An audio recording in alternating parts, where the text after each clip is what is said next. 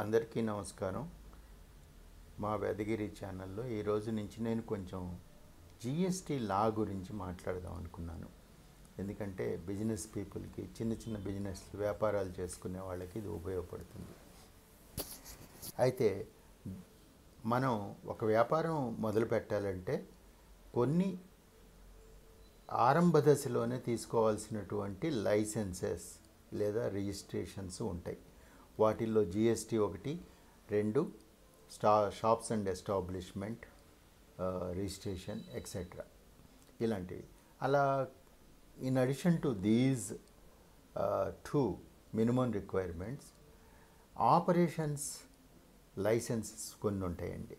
ఉదాహరణకి నేను ఒక హోటల్ స్టార్ట్ చేయాలనుకున్నాను, లేదా ఒక ఫుడ్ బిజినెస్ స్టార్ట్ చేయాలనుకున్నాను. ఫుడ్ డిపార్ట్మెంట్ నుంచి లైసెన్స్ తీసుకోవాలి. ఓకే, అది ఇట్లా ఫుడ్ డిపార్ట్మెంట్. అలాగే కొన్ని పేలుడు పదార్థాలకు సంబంధించిన బిజినెస్ కానీ, స్టోరేజ్ చేయడానికి కానీ ఎక్స్ప్లోజివ్ లైసెన్స్ తీసుకోవాలి. ఇలా వాటినన్నిటిని కూడా ఆపరేషన్స్ లైసెన్స్ అంటారు. బాయిలర్ లైసెన్స్, ఫ్యాక్టరీ లైసెన్స్, ఇలాగా. సో ఆపరేషన్స్ లైసెన్స్ కిందకు వస్తాయి. ముందు బేసిక్గా జిఎస్టీ మాత్రం లైసెన్స్ తీసుకోవాలి ఎవరైతే బిజినెస్ స్టార్ట్ చేయదలుచుకున్నారో. ఈ బిజినెస్ స్టార్ట్ చేసేవాళ్ళు జిఎస్టీ లైసెన్స్ ఎవరు తీసుకోవాలి? ఒక 40 lakhs టర్నోవర్ గూడ్స్ అమ్మేవాళ్ళైతే, అంటే వస్తువులు అమ్మేవాళ్ళైతే 40 లక్షల టర్నోవర్ సంవత్సరానికి మించదు అనుకుంటే వాళ్ళు జిఎస్టీ రిజిస్ట్రేషన్ చేసుకోక్కర్లేదు.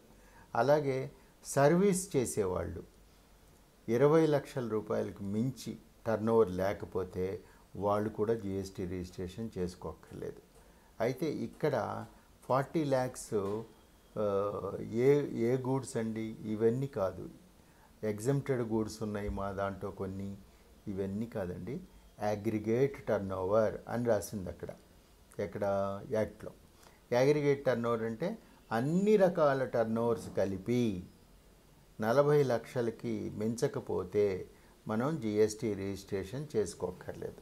అంటే ఇది in respect of goods. In respect of services 20 lakhs. ఇది ఈ లిమిట్లో మనం చేసుకోవాలి. అలాగే కాంపోజిట్ స్కీమ్ అని ఒక స్కీమ్ అవైలబుల్ ఉంది జిఎస్టీలో. అదేంటంటే మనం ఈ జిఎస్టీలో రకరకాల రేట్లు ఉన్నాయి, రకరకాల వస్తువులు ఉన్నాయి, ఒక్కొక్క వస్తువుకు ఒక్కొక్క రేటు. వీటన్నిటి బదులు మనం ఒక 1% ట్యాక్స్ కనుక మనం కాంపోజిట్ స్కీమ్ కింద కట్టదలుచుకుంటే వాళ్ళ టర్నోవరు 1.5 crores మించకపోతే, మళ్ళీ అక్కడ అగ్రిగేట్ టర్నోవర్ 1.5 crores టర్నోవర్ మించకపోతే 1% జిఎస్టీ కట్టాలి. రైట్? దీన్ని కాంపోజిట్ స్కీమ్ అంటారు. ఆ స్కీమ్ కావాలా మీకు, లేదా నార్మల్ రెగ్యులర్ జిఎస్టీ కిందకి వెళ్తారా? రెగ్యులర్ జిఎస్టీ కిందకి వెళ్ళేటట్టయితే నేను తర్వాత మాట్లాడతాను, అది ఒక పెద్ద సబ్జెక్ట్. ఇది రిజిస్ట్రేషన్కి సంబంధించి అవసరాలు అన్నమాట. తర్వాత అలాగే 1% కాంపోజిట్ స్కీమ్లో నార్మల్ స్కీమ్ అండి. అదే రెస్టారెంట్స్ కనుకైతే 5% వాళ్ళ టర్నోవర్ మీద ట్యాక్స్ కట్టేసి నార్మల్ స్కీము వాళ్ళకి కూడా. ఓకే, ఆ రెస్టారెంట్స్కి ఒక చిన్న టర్మ్స్ అండ్ కండిషన్స్ ఉంది. అదేంటంటే ఏ రెస్టారెంట్లో అయితే ఆల్కహాల్ డ్రింక్స్ సర్వ్ చేయరో ఆ రెస్టారెంట్కి 5%. ఓకే, టర్నోవర్ మీద ట్యాక్స్ కట్టి జస్ట్ క్లోజ్ యువర్ రిటర్న్స్, అంతే. సిమిలర్లీ అదర్ సర్వీసులు ప్రొవైడ్ చేసే వాళ్ళైతే వాళ్ళకి 6% ట్యాక్స్ ఉంది. ఇలా జిఎస్టీలో ఫెసిలిటీస్ అన్నమాట. ఎగ్జెంప్టెడ్ వాళ్ళు ఇలా మొత్తం మీద ఒక లంసమ్ ట్యాక్స్ కట్టదలుచుకుంటే ఆ ట్యాక్స్ వాళ్ళకి ఫెసిలిటీస్ నేను చెప్పింది ఇంతవరకు. అంటే రిజిస్ట్రేషన్ ఎవరు తీసుకోవాలి,